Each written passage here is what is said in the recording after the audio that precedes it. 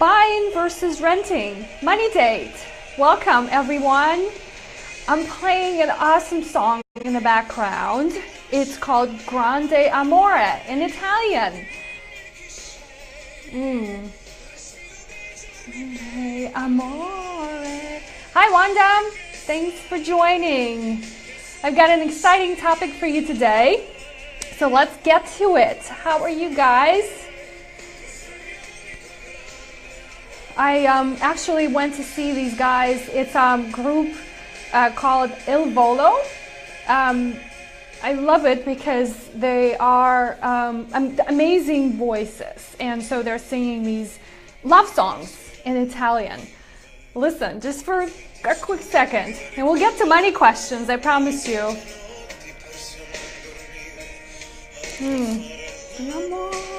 I can listen to it all day.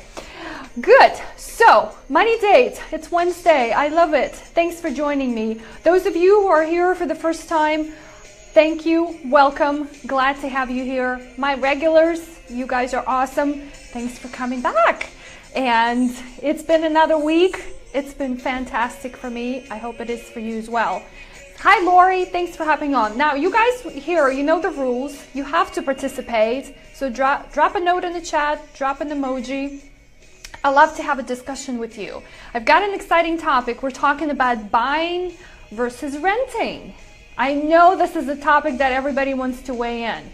Now, I am not taking sides in either direction. I want to discuss the options with you and see what makes sense. Hi Lisa, thanks for hopping on. Okay, so let's get to it. Now, money date. Why do I love to do the money date? It's actually been started in June, so it's been 4 months now with this thing going on every week, and you know, I have to come up with ideas and topics to talk about, but as you think about financial planning, they're endless. So it's just a matter of what you guys want to hear and what kind of conversations you want to discuss with me. So before we get into it, the structure of a money date and why I actually want to have a money date is really to give you a time that you can allocate to check in with yourself, right? Because we need to have this reset point, right? And we're so busy and just kind of wandering with life, and some of us don't pay too much attention to our finances, and then we wonder what is going on, right? Why certain things aren't happening the way they're supposed to be. So money date is designed to achieve that. Now, over the course of the last 4 months, I've taught you some of the tools I use to help us figure this out, okay? Now, one of the things I use all the time is an application. It's an app I downloaded on my phone. It's called Mint.com. That's where I get all of my data. All of the things that I need to know is available there. And they are, for those of you who are here first time, we need to know where our spending is at. Every week, we take a look at where we've spent our monies. Now, why do I do this weekly? Because it's easier to digest. Smaller chunks, easier to talk about, easier to remember, because if you let it go for a month, you're not going to remember why and where things went, okay? Number 2, our income.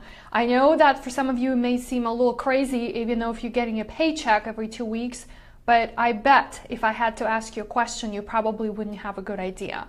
So knowing where your income is coming from, a lot of you these days have side projects, side kind of hustles, right? So where does that income coming from, and what are you doing with it, right? Because that leads us to the last thing, which is saving. I had 3 meetings today discussing these very basic things with clients, and it always comes down to those 3 things: spending, income, and what are we going to do to achieve our financial goals? Because otherwise, what is the point of all of this? So money date is designed to remind you to be checking in with yourself. Okay, it's awesome that you come here and you watch. I love it, I appreciate it, but I need you to start making progress. So Mint.com is an app I have on my phone which allows me to answer those questions pretty quick, right? Because Mint aggregates all of my spending data. Mint pulls the data from my checking account, and it knows the kind of income we have. I don't get paid every week, I only get paid once a month. right? So it's pretty steady for me, but it allows me to put things in context, right? And then I also have savings goals. Mint has a whole section where you can set up certain savings goals. If you're saving for an emergency fund, okay, or if you're saving, last week we talked about taxes and you haven't done a very good job planning for your taxes this year, maybe that's what you need to start saving for. The goals can change and vary, but that's what I'm talking about, okay? So at the very least, going forward, I'd like you to have an idea of where those things stand. And share those with me. You can send me a private message. You don't have to put this in the public chat. But I'd love to see how much progress you're making, okay? One of the things I actually confirmed for myself in something that I started doing more in my business, and once I started doing this, was a particular task. Once I started doing this particular task daily, I realized how much progress I was actually making. And so that translates into me asking you to check with yourself once a week as opposed to once a month or almost never. So it's like, if it's worth doing something, it's probably worth doing it more often. So that's my conclusion in setting up a structure like that. Now, in our discussion today, we're talking about home ownership versus no home ownership, or maybe being a renter. So I'd love to hear some of your questions and thoughts on that. And then before we dive in, I want to share with you a quote. I always look for one that kind of goes in with the topic. So I found one that's somewhat exciting. Okay, so here it goes. The ache for a home lives in all of us. The safe place where we can go as we are not can be questioned, right? So the idea here, and it's by Maya Angelou. So the idea of a home, right? So what I want to, the whole discussion today is really identifying for yourself, right? There's a financial implication that we all have to understand in owning a home versus renting a home. But at the end of the day, for all of us, home is a place where the heart is. Here's another quote that I actually remembered from somewhere. I don't know who it's by. But so that's the idea, is wherever you find yourself safe, wherever you find yourself not being questioned by others, and that's where the home is. Okay, so that's where the heart goes. Now, let's get into the details of actually looking at these things from the financial standpoint, because again, I repeat this a lot, but anything we do in life, right, we're gonna have to come down to making financial decisions. So there's always money component involved.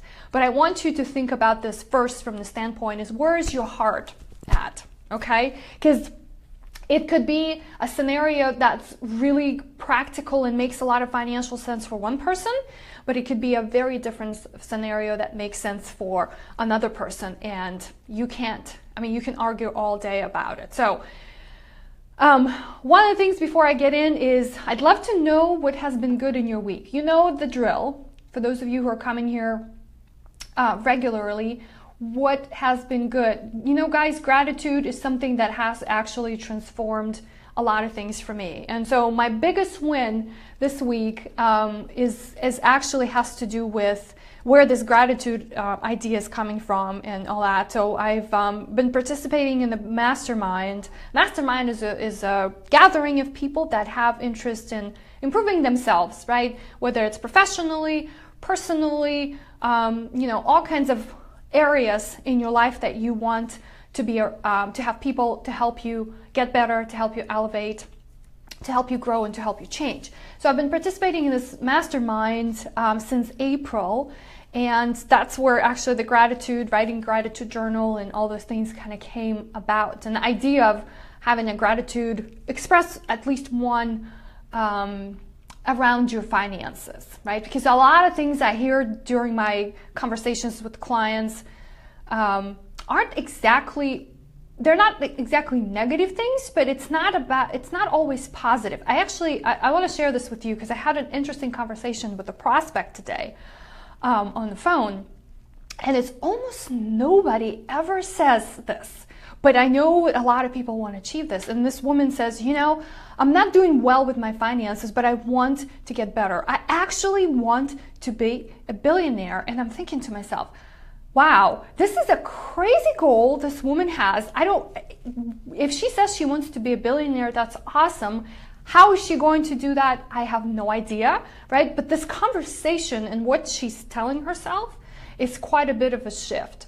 So how does this all kind of, tie in together, and the gratitude and sort of the money win idea that I have? So for me, it has been quite transformational to be around and with this group of people. Now, it had to do a lot more with the business side of things, right? And a lot it had to do with personal development. So I just wanted to share, because the mastermind is coming to an end, and it's actually, it's funny how things are. It's coming to an end, but it's actually starting to graduate to the next level. So I'm excited to see where this takes me, and it's just been incredible how, starting in April, I had no idea that I can actually connect with so many people I've never met before, right? So we all are all over the country. We've never met each other. We always connect online, have our weekly sessions, but it's like it's this sort of common theme. The common goal is just like this client today who says she wants to be a billionaire, right? So we all have this desire to grow. So it was exciting. I don't want this to end, but unfortunately, right, you have to grow, you have to graduate, and you have to kind of leave the nest. And so I'm excited. It's been transformational on a lot of levels for me. So that's my money win. Again, does this exactly tie into my finances, personal or business finances? Perhaps it does, because I've changed quite a few things in what I was doing and what I was learning. So that's how I want you to think, okay? Because I know how we can get tied in the sort of the daily minutiae of things, and work and family and obligations, and just sort of kind of drifting and not necessarily having a clear path. So that's why we're doing a money date. That's why I want you to pause and think. So share with me in any way you want by putting an emoji or something in the comments what is actually good. And I know that there are things that are good. So I'd love to know. Okay, so let's dive into, thanks Jane for joining. Thanks everybody who just hopped on. Good to have you guys. So let's dive in. Hi Tony, good to have you here. So let's dive into discussing what actually I've got in my pocket here as far as does owning a home versus renting a home. We're going to refer to this as a home because we talked about home is actually where it's a sacred place, okay? Because it could be a different situation for different people.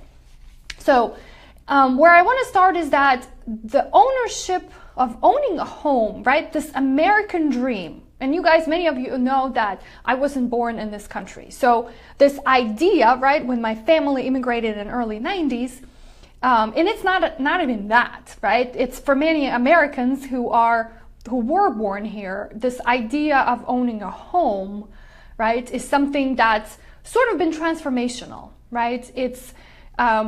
And it's been transformational due to a lot of external factors, but it also, if you look at our generational differences, right? So the financial crisis in 2008 has shifted the landscape of how people owned homes, why they owned homes, and do they even still want to own homes with everything that happened. And then when you look at the generation, right, the millennial generation, not the baby boomers, and maybe even Gen Xers, right? So millennials are the younger 20, early 30s. Generation X is late 30s, mid 40s, and then baby boomers is mid 50s to, all the way. So those are the big groups that are around today. Actually, millennials are the largest generation at the moment. So that idea of owning a home has actually quite a bit changed. So does it all have to do around finances? Perhaps, right? But it also has to do with how we evolved as what the technology has done, how we evolved as humans, the idea of not necessarily being stuck in one place. So all of this you have to take into context. But do keep in mind that sort of the tradition of owning a home. What do you? My question is, do you have to own a home? So I'm going to dive into, what I want to do is I just want to kind of compare and contrast the two sides, right? Because each of the sides, whether you're owning a home or you're renting it, have advantages and disadvantages, right? And you can agree with me, you can disagree, you can ask questions. But I'm not taking any sides. It's really just the question when this comes up in discussions with clients. The way I answer that question is that it depends. And so it happens that the idea that came to mind to talk about this topic, I had 3 conversations today about this particular topic. So let's dive into it. All right, so buy versus rent. Okay, so I'm going to look at 6 different factors that everybody should think about when they're evaluating a decision, right? Which way do they actually go? Do they own a home now and maybe there's a need to change, or do they actually rent and now is sort of the idea comes to mind, right? Maybe reading articles and hearing from friends and things like that, or you have this traditional upbringing that you're not going to accomplish anything in life if you don't own a home, right? Because that's also something that our society still pushes on a lot of us, and maybe that's how our family was. So here are some things to consider. Number 1 is time frame. So how much time do you actually have, and how much time do you think you're going to spend being in one place? Okay, so ask yourself that question. If you think that you aren't planning to live in the one place for a very long time, then perhaps owning a home is not something you should do. And it's very simple. It is costly for the real estate transactions to constantly be going through. So buying and selling, right? So the rule of thumb, right? And you can do the numbers all you want. And I know many people don't follow that, but if you're going to be somewhere less than 5 years, then you probably need to look at options of renting, okay? Now, that all has to do around the fact that there are these costs associated with not moving, because you could move from an apartment to a house, right? Or from one apartment to another apartment. But it's really more of, because you can't time the market. Okay, so let's be real about that. You could buy today, and it's been since 2008, the market has increased quite a bit. So you could say, well, I'm buying high. Sure, perhaps you are, but you can't time the market because you don't know what is going to happen next year. So we'll keep that out of the equation. But you can look at your situation and say, all right, I love living in this area. I can see myself doing this for the next 5 years. So your sort of measuring stick here would be, do I see myself staying here for 5 years or more? Then maybe perhaps you'll have more weight in the category of buying. Now, if it's anything less than 5 years, and that's what actually the trend and all the things I'm reading is for the younger generation, right? So for millennials, they tend to want to be mobile. They tend to want to explore living in different places. So anything less than 5 years, perhaps it's more of the weight into being a renter. So number 2 to consider on your list of things to think about is, do you have a down payment saved up? Okay. Now, this is a question that many people ask a little bit in reverse. What they ask is, how much house can I afford? Right? Which is fine too, right? Because if you want to live in a certain area, and I'll give you 2 examples, or kind of extreme examples. So I live in San Francisco Bay Area, right? Right outside of San Francisco, 15 minutes. Very expensive real estate. A small home, 2 bedroom, 1 bath in this area is starting at least at $1 million, if not $1.3 million, right? So it's quite difficult for the first time home buyers to get into something like that. But the income options, right, and availability of jobs here is significant. So people who earn significant income can supplement paying those kinds of prices. But when you look at areas, for example, where I used to live, East Coast, right, Maryland, DC area, a home that's equivalent in size will be in the $300,000 to $400,000 range. Now, the jobs there are also available, right? So maybe the pay is not as equivalent, but you still look at that. Now, there are the different factors why you would want to live in California versus Maryland, DC area. But what I'm trying to say is that the location of where you may want to be also play a big deciding factor in something like that. So in looking at this from a different angle, do you have a down payment, right? Because a down payment for a property in Maryland, DC area, right, or somewhere in the Midwest. I actually had still working with the clients now. They moved from Maryland, DC area into the Midwest, where they can buy a home for $250,000 versus they had a $500,000 home in the Maryland, DC area. So even less of a cost, but they still were able to find good jobs. And the down payment requirement for a home like that is a lot less versus a home that's $1 million plus in the Bay Area, right, where you need to have at least 20%. So think you could do the numbers, right? So you start weighing in those options. Is how much sense does that produce for you? Is that really what you want to do, right? So the timeline is 5 years. Do we have enough money for a down payment? But asking this question in reverse is how much of a mortgage or a house, let's not get into the mortgage just yet, but how much of a house can you actually afford, okay? So number 3, do you actually want to settle down, right? I talked a little bit about this, but sometimes the idea of settling down or being in one place may not be something that you actually are interested in. Or maybe you haven't found the area, right? Or found the city, right? Maybe you lived in the suburbs all your life and all of a sudden you want to live in the city, or it's sort of the other way around.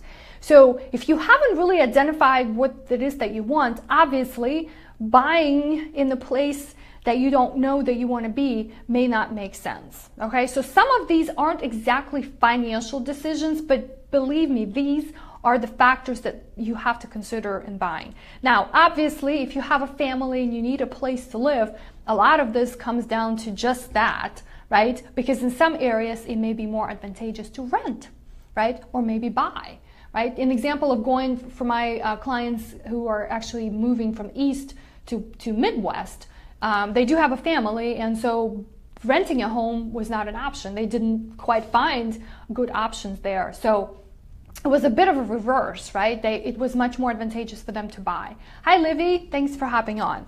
Okay, so the next thing to consider in this equation are the actual financial costs, right? So the big question, and I've asked this already, but can you actually afford it? Can you budget, handle one or the other? Can you handle having costs such as mortgage? So that's some of the misconceptions that people have, is that it's not just a mortgage payment, right? It is one of the things that you have to start thinking about if you become an owner, right? But there's monthly taxes, right? Property taxes, you pay them monthly, quarterly, or yearly. Insurance, right? You have to buy homeowners insurance. You also have to factor in utilities, let's say, are probably the same, maybe slightly more because you have a bigger property. But maintenance, right? Now all of a sudden, if you're an owner of your property, you are responsible for maintaining it. And things do come up. So how are you going to handle something like that? So this is where we get to the nitty-gritty details, and you figure out whether financially you can afford that.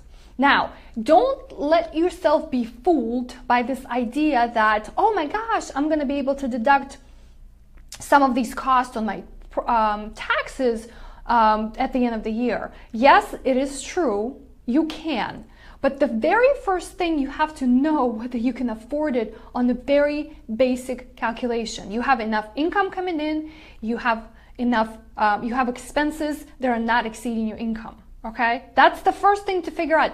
Do not even think about all those benefits of owning a home, sort of, the mortgage interest deduction, the property taxes. That's all good, but you have to be able to pay for it on a monthly basis. Now, if you're a renter on the other side, on the other hand, so what are the costs are you looking at? Obviously, you're paying rent, right? So that's that's a monthly cost that you can just continue doing. You may be actually also buying renter's insurance. That's something that I would like to, for those of you who don't have it, think about, because, right, you have to think of those kind of critical cases where things could go wrong. And in the case of renters, right, being a renter, you don't have as much vested interest in the property itself. It's really just the contents of the apartment or the house or townhouse or whatever it is, right? Your own personal possession. So, and that's one which is probably not that critical, but the actual liability piece. And I can talk about this on another episode.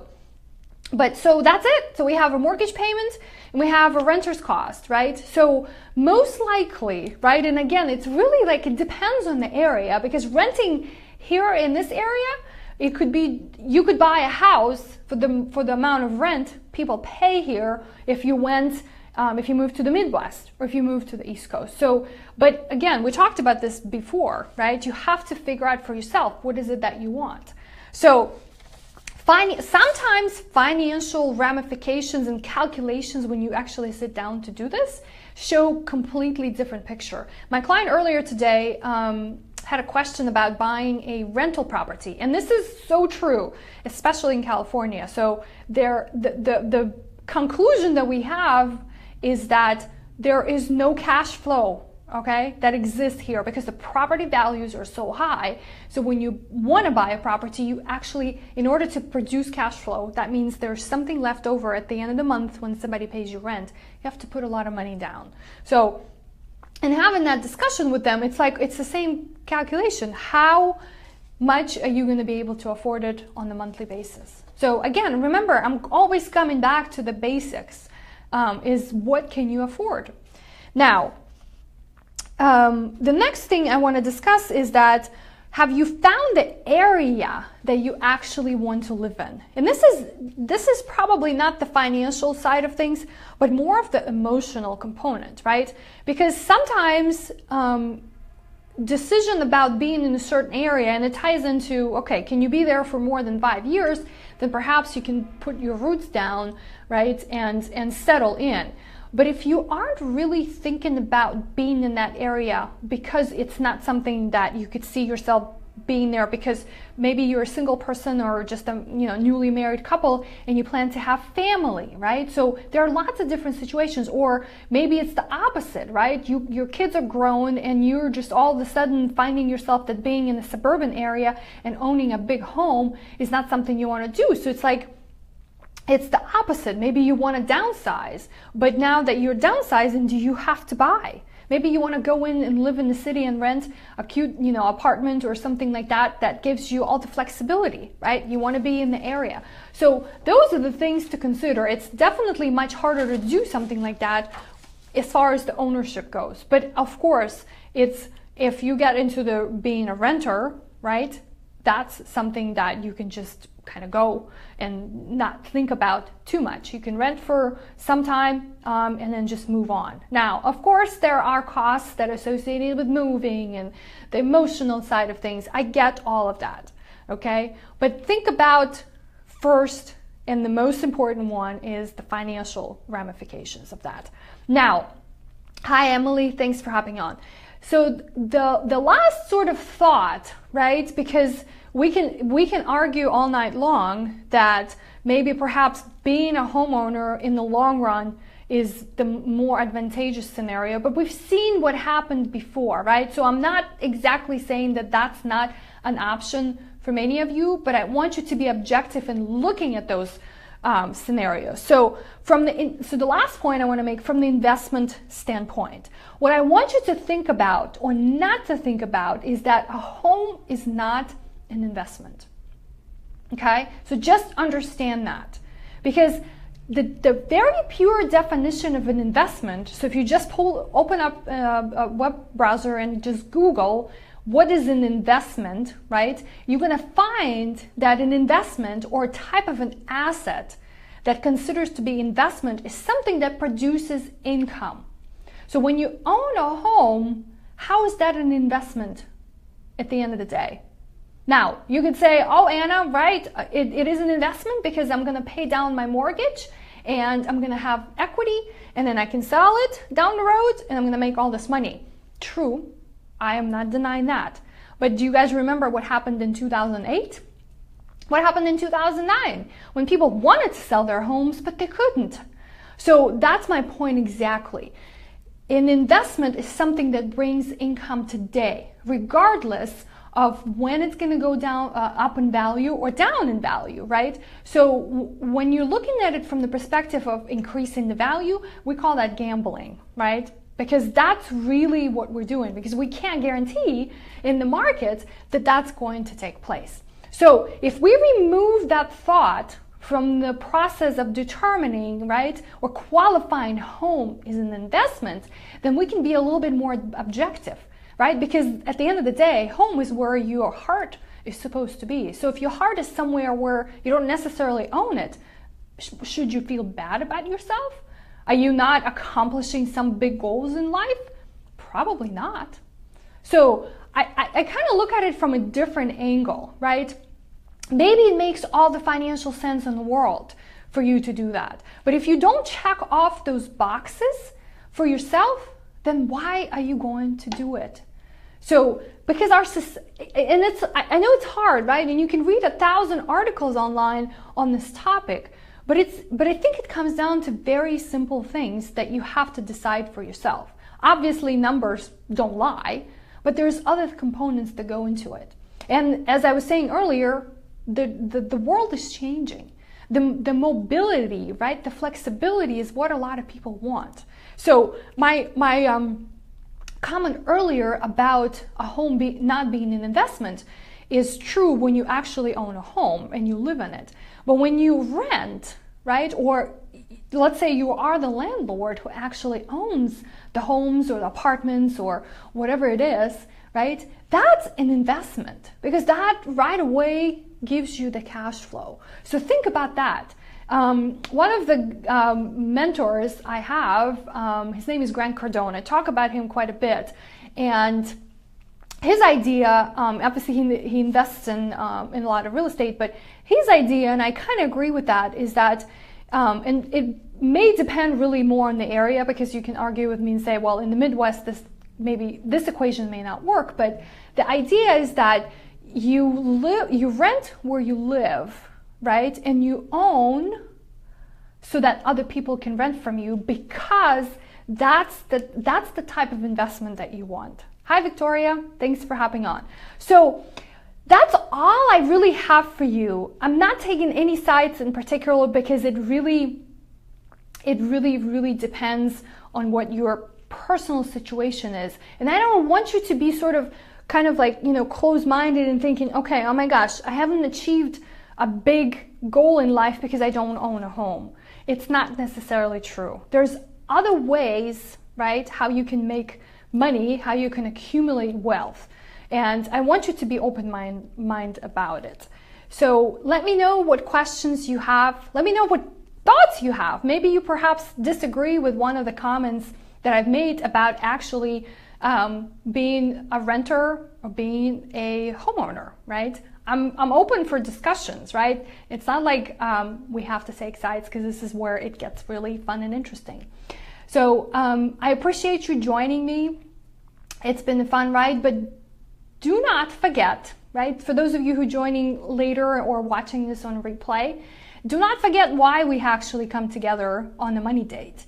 Because it's not just about talking and learning about certain subjects, it's actually giving yourself that opportunity to check in and make sure that you're staying on track. Because that's that little power that most people look for, right? That's that clarity and sort of knowing what's going on, okay? Thanks so much. Unfortunately, there's no cooking show this week, but I am going home now because dinner is waiting, hopefully, or it needs to be cooked. I'll see you guys next week. Let me know what questions you have. Really want to see what kind of discussions we can have out of this conversation. Thanks for hopping on, and make sure that you do check in with yourself. Take care.